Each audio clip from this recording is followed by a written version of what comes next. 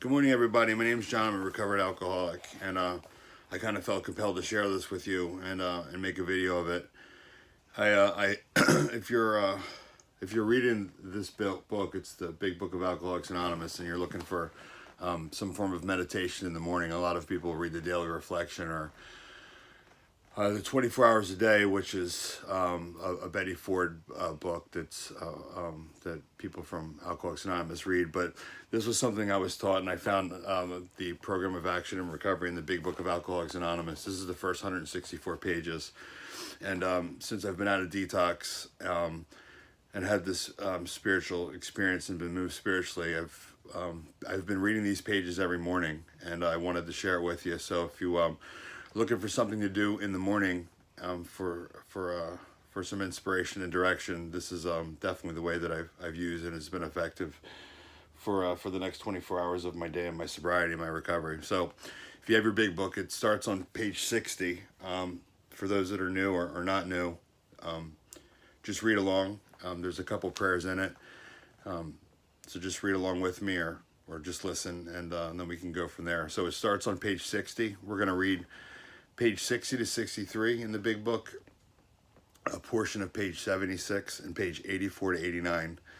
A lot of people will read, I think, 85 to 88, but the literature talks a little bit about living in step 10, 11, and 12, so this goes into a little bit more clear-cut instructions. So in the middle of page 60, at the end of how it works, it says our description of the alcoholic, the chapter to the agnostic, and our personal adventures before and after make clear three pertinent ideas: that we were alcoholic and could not manage our own lives; B, that probably no human power could relieve our alcoholism; C, that God could and would if we were sought; being convinced we were at step 3, which is that we decided to turn our will and our life over to the care of God as we understood Him. Just what do we mean by that, and just what do we do?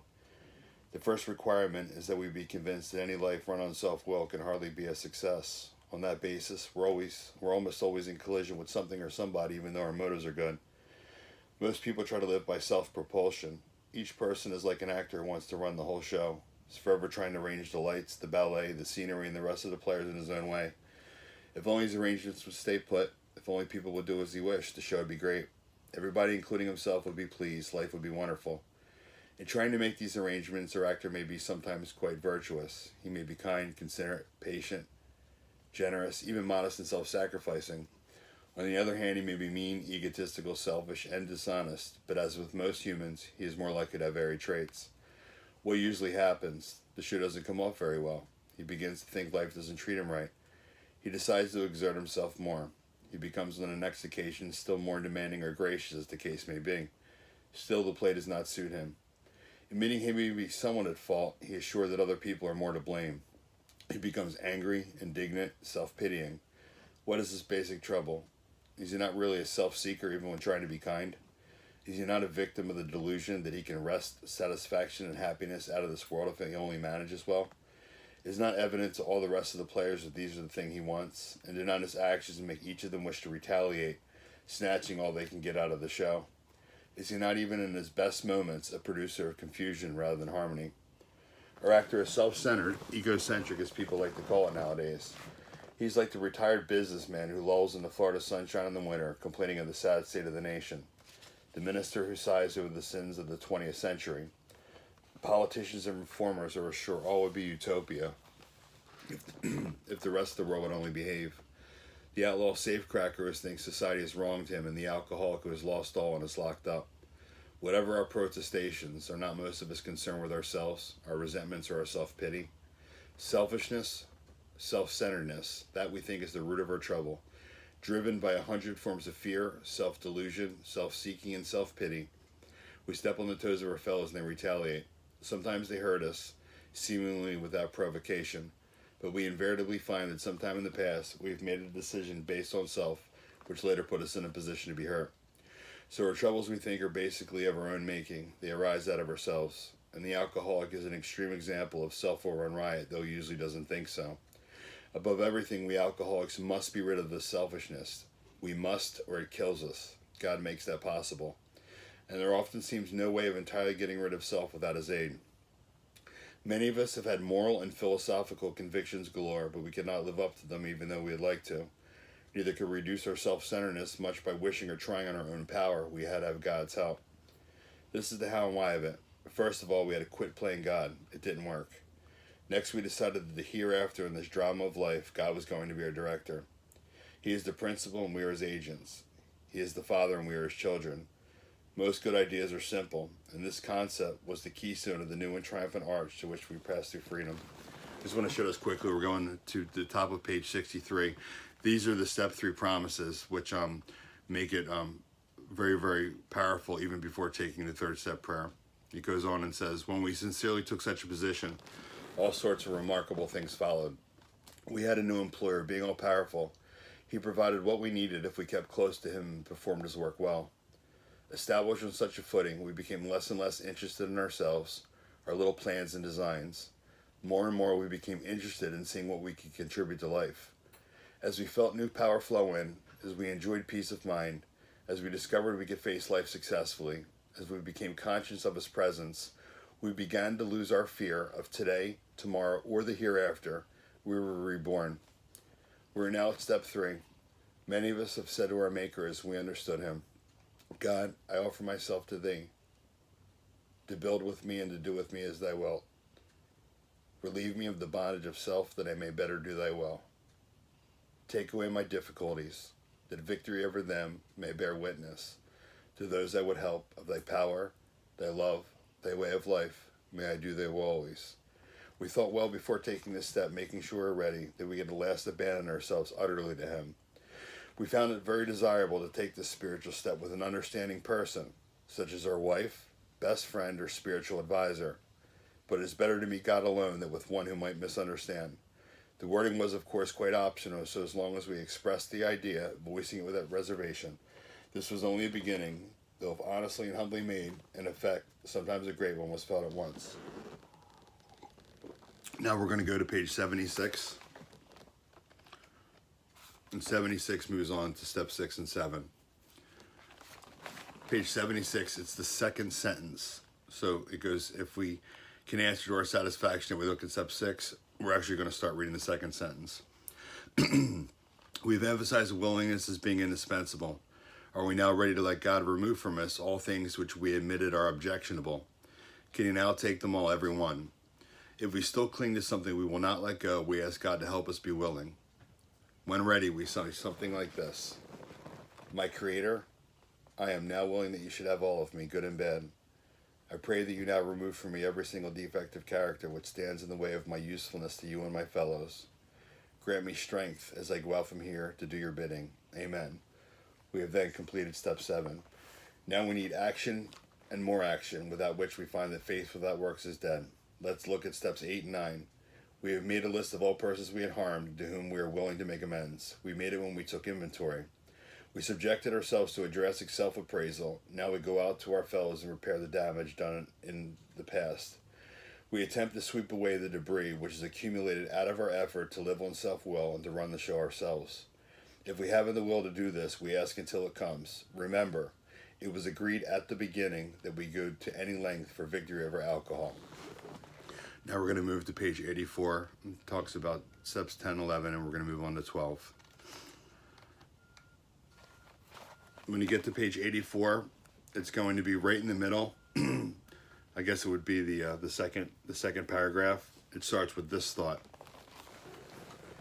This thought brings us to step 10, which suggests we continue to take personal inventory and continue to set right any new mistake as we go along.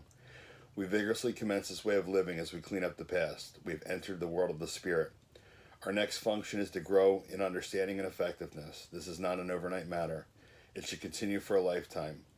Continue to watch for selfishness, dishonesty, resentment, and fear. When these crop up, we ask God at once to remove them. We discuss them with someone immediately and make amends quickly if we've harmed anyone. Then we resolutely turn our thoughts to someone we can help. Love and tolerance of others are our code. And goes on, we're talking about the third step promises. This is the promises that came true to me when I took a thorough 10th step. And we have ceased fighting anything or anyone, even alcohol, for by this time sanity will have returned. We will seldom be interested in liquor. If tempted, we recoil from it if it's a hot flame. We react sanely and normally, and we'll find that this has happened automatically. We will see that our new attitude toward liquor has been given us without any thought or effort on our part. It just comes. And a lot of people say, stick around till the miracle happens. And for 27 years in and out of AA, I didn't know what the miracle is, and it tells you right here. That is the miracle of it. We are not fighting it, neither are we avoiding temptation. We feel as though we've been placed in a position of neutrality, safe and protected. We've not even sworn off. Instead, the problem has been removed. It does not exist for us. We are neither cocky nor we are afraid. That is our experience. That is how we react, so as long as we keep in fit spiritual condition. It is easy to let up on our spiritual program of action and rest on our laurels. We're headed for trouble if we do, for alcohol is a subtle foe. We're not cured of alcoholism. What we really have is a daily reprieve contingent on the maintenance of our spiritual condition. Every day is a day we must carry the vision of God's will into all of our activities. How can I best serve thee? Thy will be done. Thy will, not mine, be done. These are thoughts which must go with us constantly. We can exercise our willpower along this line all we wish. It is the proper use of the will. And I just want to say quickly, it tells us not to rest on our laurels. Laurels are what, back in the day, maybe to this day, when an Olympic would win, they would put a wreath of laurels on his head. So it just tells me that my victories of yesterday, I can use them, but I can't apply them into today's recovery, that I need to create new instruction and directions in order to be fit for my sobriety. These thoughts must go with us constantly. We can exercise our willpower along this line all we wish. It's the proper use of the will. Much has already been said about receiving strength, inspiration, and direction from Him who has all knowledge and power. If we have carefully followed His direction, we have begun to sense the flow of His Spirit into us. To some extent, we have become God conscious. We've begun to develop this vital sixth sense, but we must get further, and that means more action. Step 11 suggests prayer and meditation. We shouldn't be shy on this matter of prayer. Better men than we're using it constantly. It works if we have the proper attitude and work at it. It would be easy to be vague about this matter, yet we believe we can make some definite and valuable suggestions. Now, the next paragraph says when we retire at night. This gives me clear-cut instructions on what to do before I go to sleep. But we're going to move on to the next paragraph because we're reading this in the morning. And it goes on and says, on awakening, let us think about the 24 hours ahead.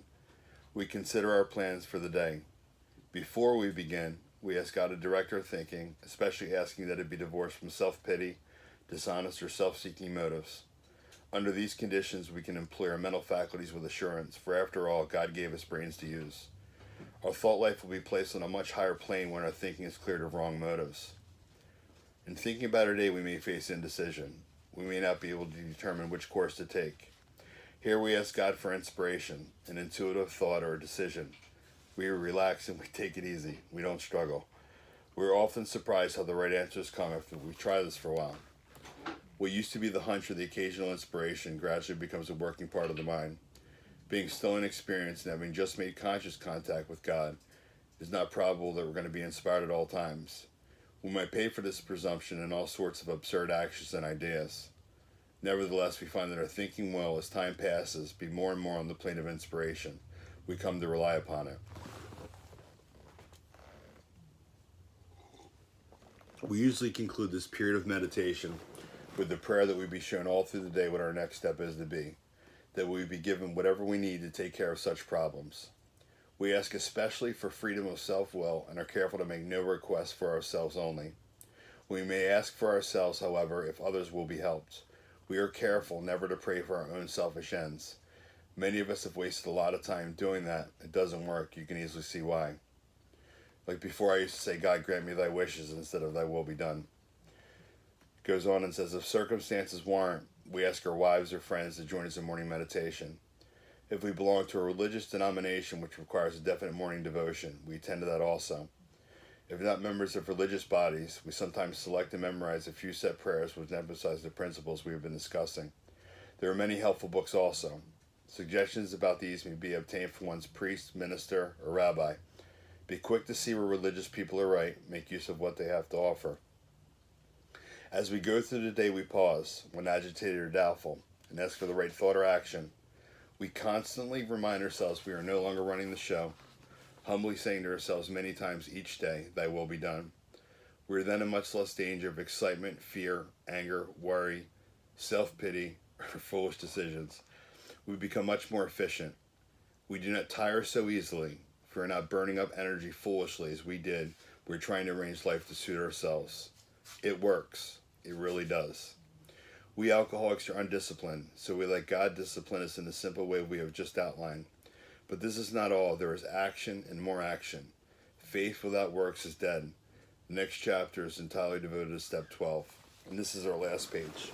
It's page 89, chapter 7, working with others. And it goes on and talks about step 12. It tells you what's going to give us immunity from drinking, and it's also going to give us some promises, the 12-step promises. Practical experience shows that nothing will so much ensure immunity from drinking as intensive work with other alcoholics. It works when other activities fail. This is our 12th suggestion. Carry this message to other alcoholics. You can help when no one else can. You can secure the confidence when others fail. Remember, they are very ill. And these are the 12-step promises. Life will take on new meaning. To watch people recover. To see them help others. To watch loneliness vanish. To see a fellowship grow up about you. To have a host of friends. This is an experience you must not miss. We know you will not want to miss it. Frequent contact with newcomers and with each other is the bright spot of our lives. Perhaps you are not acquainted with any drinkers who want to recover. You can easily find some by asking a few doctors, ministers, priests, or hospitals. They will only be too glad to assist you. Don't start out as an evangelist or a reformer. Unfortunately, a lot of prejudice exists, and prejudice simply means not knowing. You'll be handicapped if you arouse it. Ministers and doctors are competent, and you can learn much from them if you wish. But it happens that because of your own drinking experience, you can be uniquely useful to other alcoholics. So cooperate, never criticize. To be helpful is our only aim. Well, folks, I hope you got a lot out of it today. I certainly did. I'm glad to share my recovery with you today. I hope you all have a wonderful afternoon. Happy New Year.